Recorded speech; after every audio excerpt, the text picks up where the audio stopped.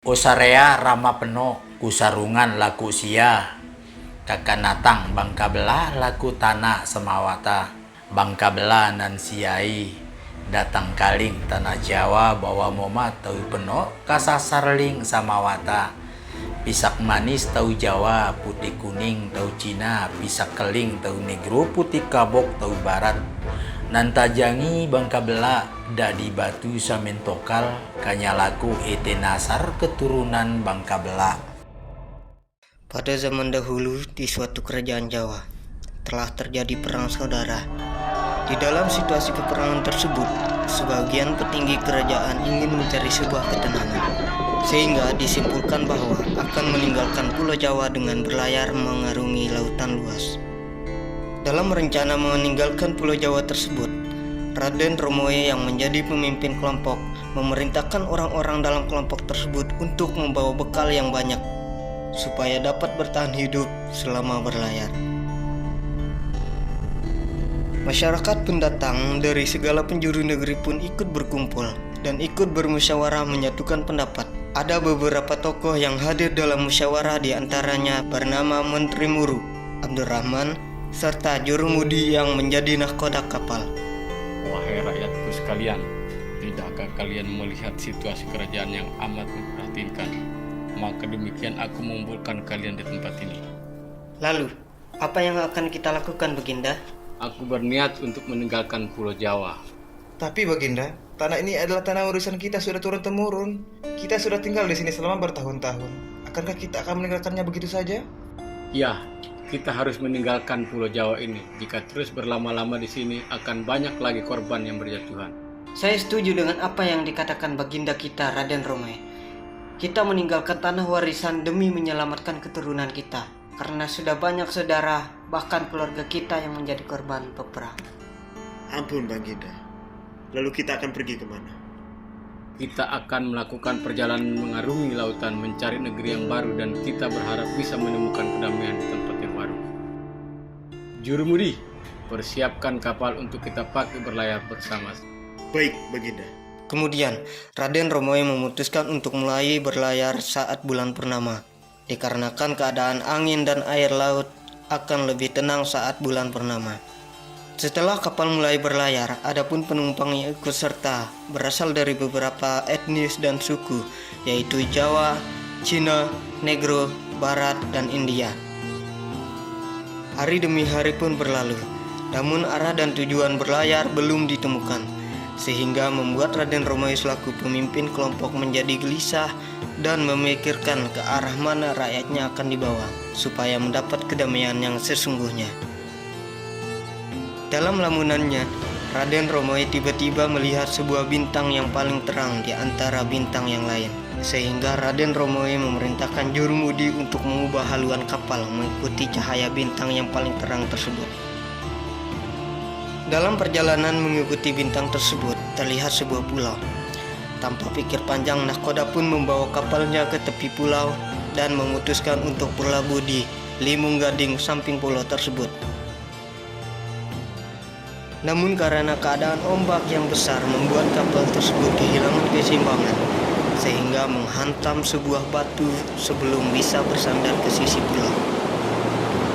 Pada akhirnya, rombongan memutuskan untuk turun serta membawa semua persediaan yang ada di dalam kapal, mulai dari cadangan makanan, harta benda, serta hewan ternak.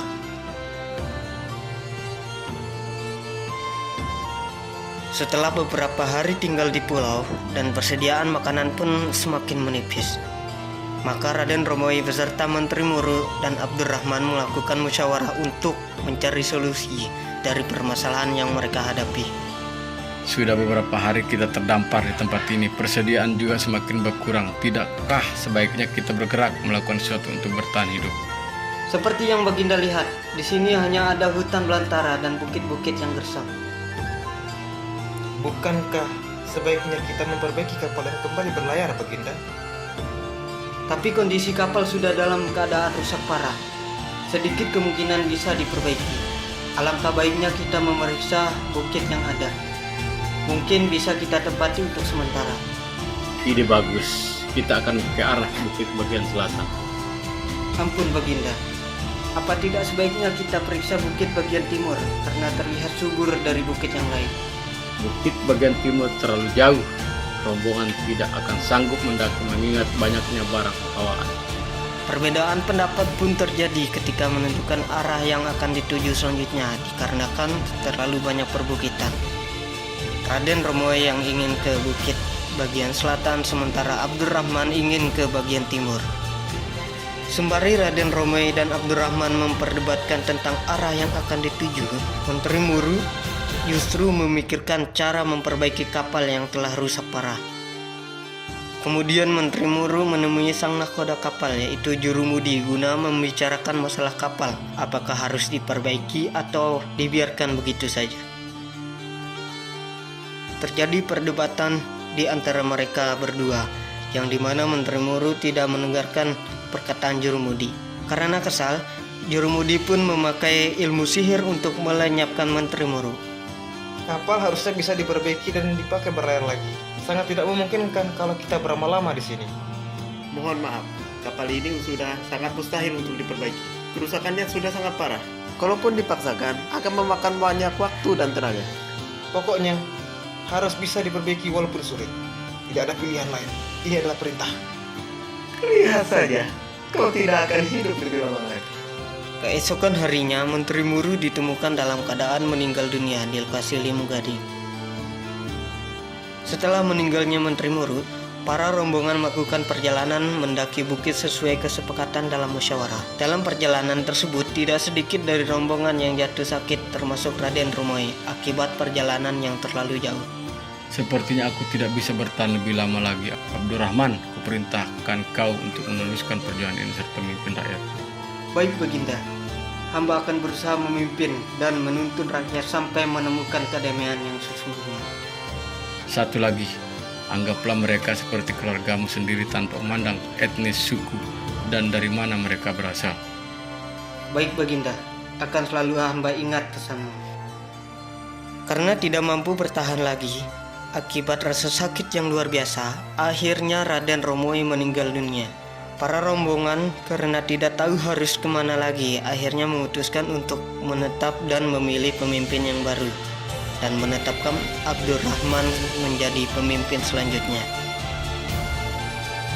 Sebagai bentuk rasa syukur dan untuk mengenang Raden Romoe, maka bukit yang ditempati saat itu dinamakan Bukit Remo. Berbulan-bulan lamanya tinggal di atas bukit tidak membuat masyarakat cukup dengan sumber daya yang tersedia. Berpikirlah Abdurrahman untuk melakukan perjalanan mencari tempat tinggal baru serta mengajak rombongan untuk pindah lokasi. Namun, sebagian rombongan lebih memilih untuk menetap karena tidak sanggup melakukan perjalanan jauh. Sudah saatnya kita harus melakukan perjalanan lagi untuk mencari tempat tinggal yang lebih baik lagi. Maaf tuanku, hamba memilih tetap tinggal di sini guna menjaga dan merawat makam Raden Romoe. Baik, aku juga tidak bisa memaksakan kalian untuk ikut bersamaku. Maka dari itu, pimpinlah sebagian rakyatku yang tinggal di sini. Tetaplah saling menjaga satu sama lain. Baik tuanku, dan hati-hati di jalan. Di perjalanan mencari sebuah tempat, ada seekor burung yang terlihat seolah-olah memanggil dan menuntun Abdurrahman menuju ke suatu tempat yang bagus dan indah. Sementara itu, dalam perjalanan mengikuti arah terbangnya burung tersebut, Abdurrahman mengalami mual-mual karena kelelahan akibat perjalanan jauh. Rombongan yang ikut pun kelelahan sehingga memutuskan untuk berhenti dan bermalam di lokasi yang dinamakan Bruta. Wahai rakyatku, untuk sementara kita akan bermalam di sini dan perjalanan kita akan lanjutkan besok. Kemudian segala barang bawaan yang memberatkan tinggalkan saja di tempat ini. Keesokan harinya perjalanan dilanjutkan. Namun sebagian rombongan memutuskan untuk tidak membawa sebagian barang bawaan lagi. Perjalanan dimulai dari Aibua lalu menuju ke Ailengkok dan berakhir membuat pemukiman di Desa Loka. Namun karena jauh dari sumber air, Abdurrahman kembali melihat seekor burung yang telah menuntunnya di Ibruta.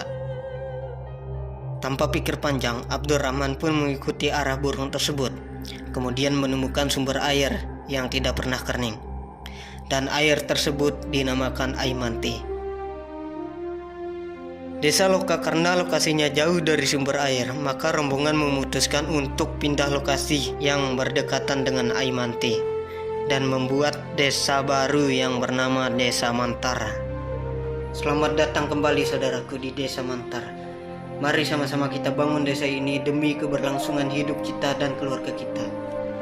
Baik tuanku, ini ada peninggalan dari Baginda Raden Romoe yang sekiranya dapat bermanfaat untuk kita semua. Ini adalah 2 buah guci yang diberikan kepada Baginda oleh pendatang yang dari Cina yang ikut berlayar waktu itu. Guci ini akan kita pergunakan bersama dan akan selalu kita jaga sampai anak cucu kita nanti.